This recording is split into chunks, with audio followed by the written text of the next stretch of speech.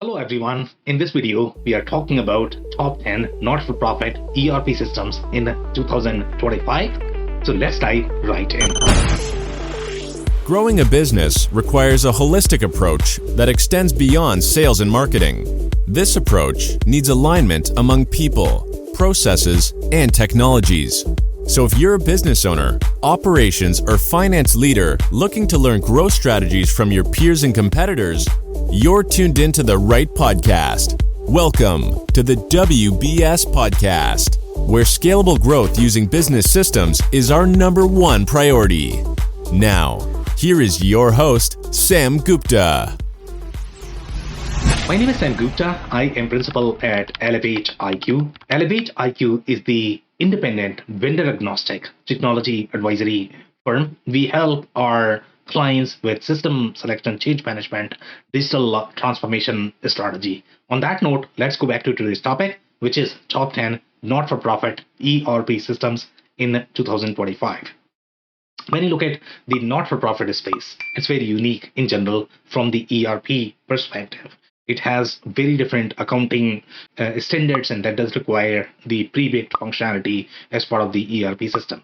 The kind of CRM processes you are going to have, they are much thicker as well, and they require much closer alignment with the ERP system as well. And that's what makes the not-for-profit space very unique from the ERP perspective. In general, when you look at this list, we are looking at all sizes of companies. So pay close attention to my commentary as I touch on each systems, because they excel in very specific size segment, even though we have these ranks, but these ranks might not be relevant in every single size segment. So pay close attention to my commentary as I touch each of the systems. Overall, some of the things that you need to keep in mind, the not-for-profit addition is very, very, very, very critical, especially if you look for the not-for-profit ERP system. So that is going to be any sort of grant accounting, fund accounting, even the systems as capable as Microsoft.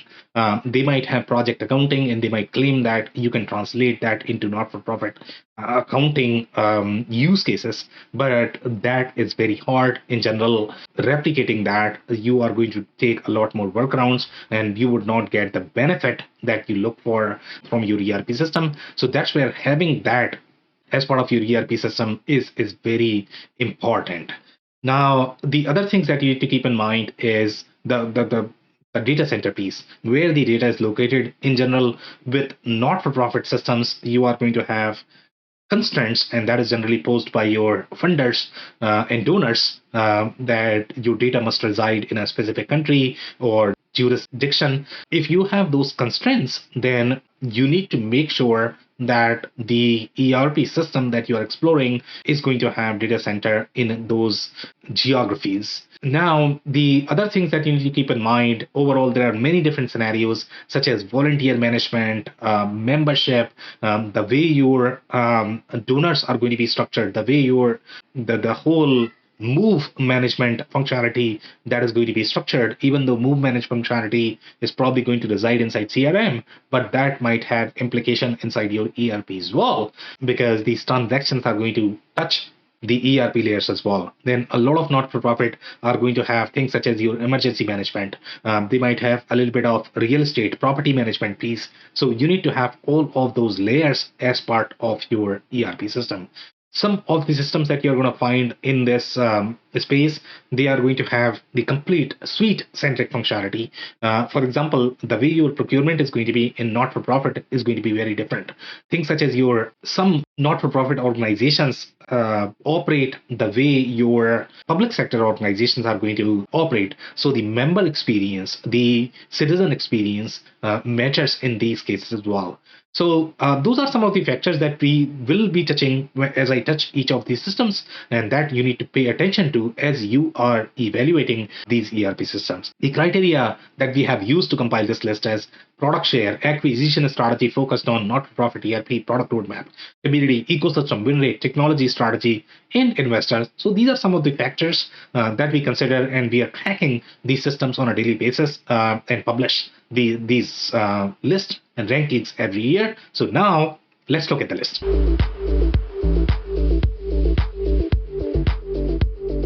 Number 10 on our list is Microsoft Dynamics 365 Business Central.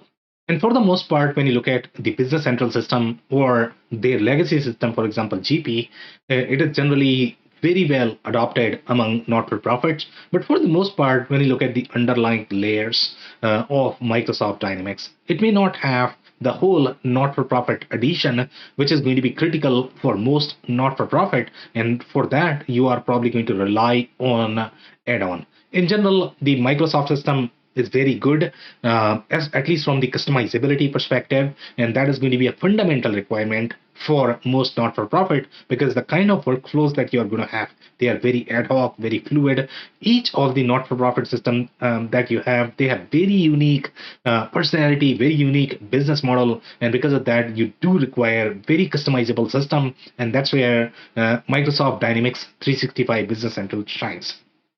The other advantage for Microsoft Dynamics 365 Business Central is going to be it has very global footprint, and it is localized and globalized in many different countries. So some of the systems that we have on this list may not be available in those geographies. So the only options, at least from the mainstream ERP systems perspective, might be just the Business Central. So that's a huge plus for BC. So again, if you are the not-for-profit SMB not-for-profit, you are not very large enterprise, you are looking for slightly smaller system, and you require very large ecosystem where you can find many different add-ons to augment the not-for-profit capabilities that you are going to need, as well as the customizable end ecosystem. So those are some of the factors, and that's number 10.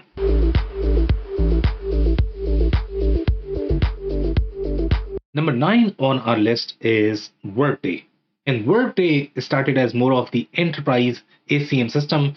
Even today, they are more of the HCM system. Their finance capabilities, they have developed those. And now for not-for-profit, the finance capabilities might be okay. They also have FP&A as well as the indirect procurement layer as part of their suite. So when you look at and compare Workday, it does come across as the full suite ERP system, at least for the not-for-profit.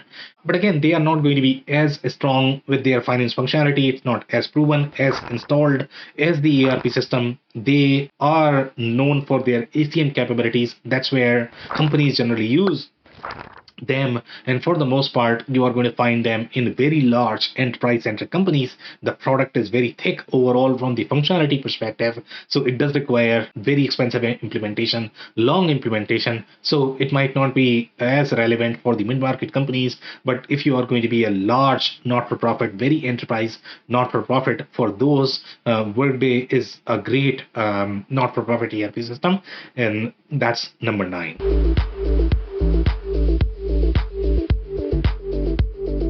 Number 8 on our list is Financial Force or Certinia. And Financial Force, and the new name for that is Certinia.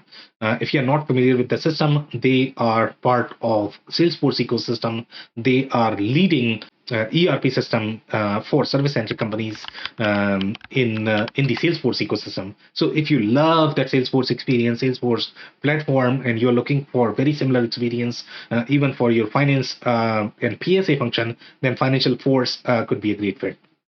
In general, Financial Force Certinia, it is not as adopted as some of the other systems that we have on this list. They are not going to have as many logos, but for the most part, let's say if you really love the Salesforce experience, then Certinia could be a great system. They were always very strong with their PSA capabilities.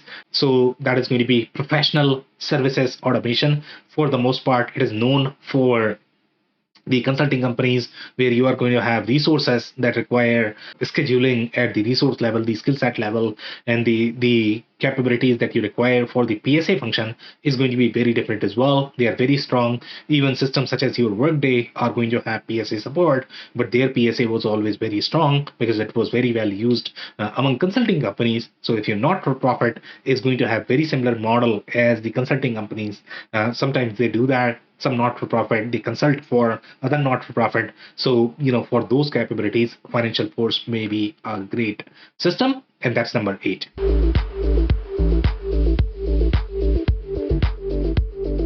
Number 7 on our list is Blackboard.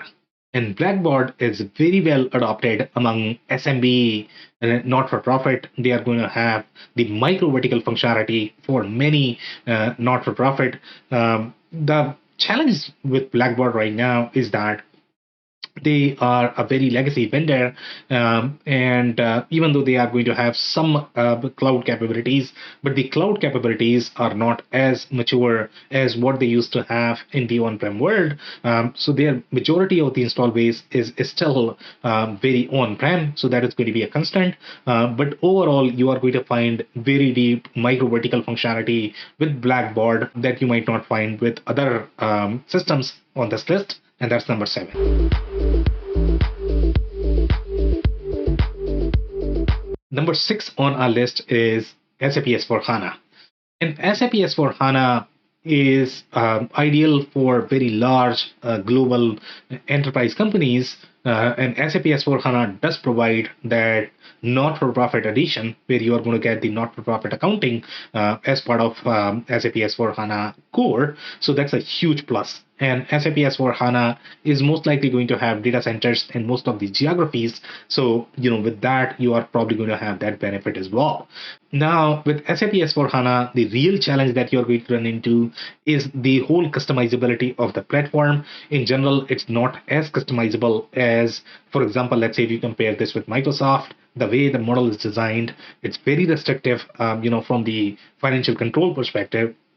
That's a good thing, but it might not be as good thing, from the not-for-profit perspective, where you do have very ad hoc, very fluid processes that require changing all the time. But depending upon your architecture, how you are going to model these processes, how you are going to design your architecture, if those processes don't necessarily touch the ERP processes, then you might not have as much problem. And if your priority is going to be more, auditing, if you're a slightly more public sector centric not-for-profit, and you do care for very accurate reporting from the grant and fund perspective, then SAP S/4HANA could be a great system, especially for global large enterprise workloads. So that's number 6.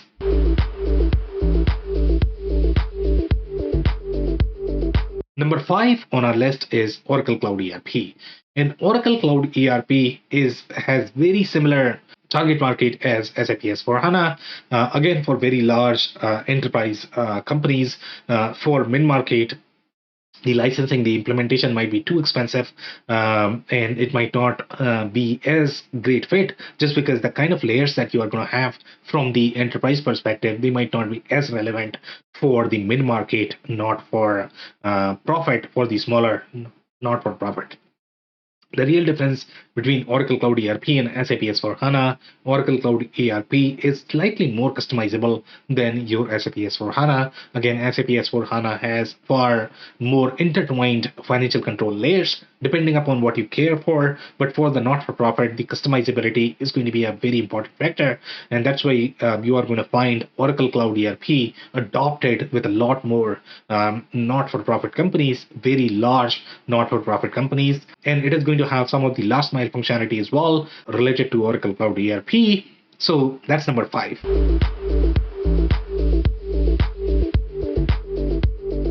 Number 4 on our list is Microsoft Dynamics 365 Finance and Operations. And in this particular case, they have renamed the product and now they call it as Project Operations as well as the Supply Chain Management. So for the most part, for this particular use case, you are probably going to use their project operations product, because supply chain operations is not going to be relevant for your use case unless you do need supply chain. In general, the supply chain needs for the not-for-profit are very light, so their supply chain product may be slightly overwhelming for you. For the most part, if you're looking for the not-for-profit accounting, for the most part, finance and operations is going to include that, but you are also going to have ecosystem that is very strong with a lot of players that are going to have very customized experience for a specific not-for-profit. So that's going to be a huge plus. In general, The Microsoft Dynamics 365 finance and operations system is very well adopted globally. So in those cases, some of the other systems might not even be present in those geographies. So for that, this could be a great system in general. So again, if you're a large enterprise, non-for-profit, you are looking for a system that is going to be customizable. It's going to have the data center in your geography. It's going to be very globally localized, etc. Then this could be a great system, and that's number 4.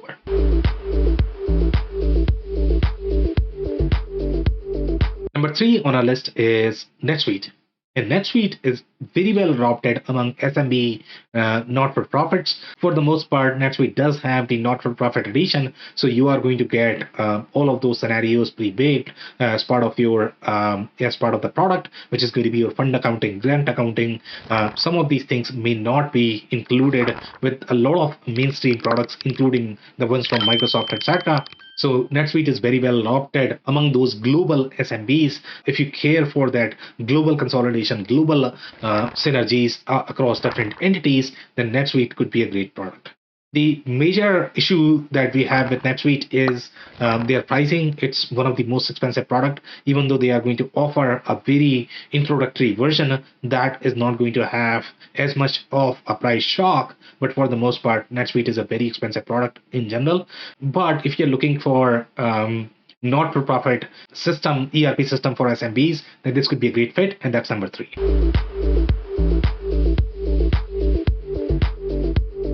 Number 2 on our list is Sage Intacct. And Sage Intacct probably has one of the highest penetration among SMB not-for-profit, just because the way their structure is designed, you are going to have a lot more out-of-the-box reporting KPIs that are going to be built as part of their core. They might not be as strong from the inventory supply chain perspective, but you don't need that for the majority of the not-for-profit. The integration, the ecosystem that you are going to have with Sage Intacct is going to be one of the strongest in general among the not-for-profit players, whether you look for the specific FP&A players that specialize in not-for-profit, if you care for all of that, even the emergency management or the CRM systems or field service systems, all of those that specialize in not-for-profit, they are probably going to be part of their ecosystem because they have very large market share in general with not-for-profit. So Sage Intacct is a great system for global SMBs and global SMB not-for-profit, and that's number 2.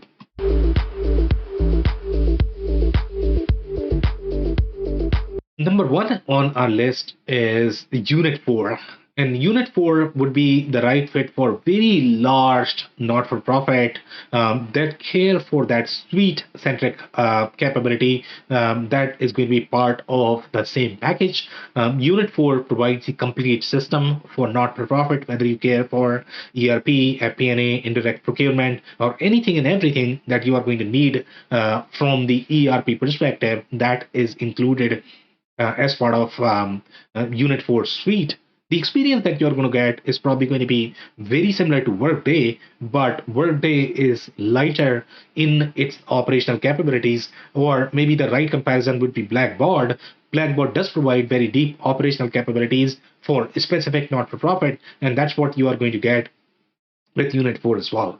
In general, Unit 4 is a legacy vendor, and they have launched or rewritten their cloud native product. So from the technology perspective, they might not be as strong. At least the last mile functionality that you are going to get inside their cloud version may not be as rich as their on-prem variant. And then you need to keep in mind the constraints that you are going to have with the cloud model is going to be very different. So you need to design your architecture around that, whether you are going to get the real benefit that you were getting from the previous Unit 4 on-prem product. So that's where you would require a little bit of due diligence. But overall, if you're looking for that suite experience where you're going to get a lot more capabilities from the not-for-profit perspective, that is going to be built up pre-baked, whether you talk about reporting, integrations, ecosystem, etc. All of that is going to be part of Unit 4, and Unit 4 is a very global system as well. So again, that's designed for very large not-for-profit, and that's number 1. If you enjoyed this video, we are going to include a very detailed report that is going to have much deeper insight in each of these systems. So you might want to download that. We publish these videos on a weekly basis. So you might want to hit the subscribe button if you don't want to miss them. And if you have not checked our digital transformation report, we include these insights annually with that report as well. So you're going to find that link too. And if you prefer audio version, it's available. This podcast is also available on major podcasting platform. On that note, thank you so much for tuning in. I'll see you in the next Thank you for listening to another episode of the WBS Podcast. Be sure to subscribe on your favorite podcasting platform so you never miss an episode. For more information on growth strategies for SMBs using ERP and digital transformation, check out our community at WBS.rocks. We'll see you next time.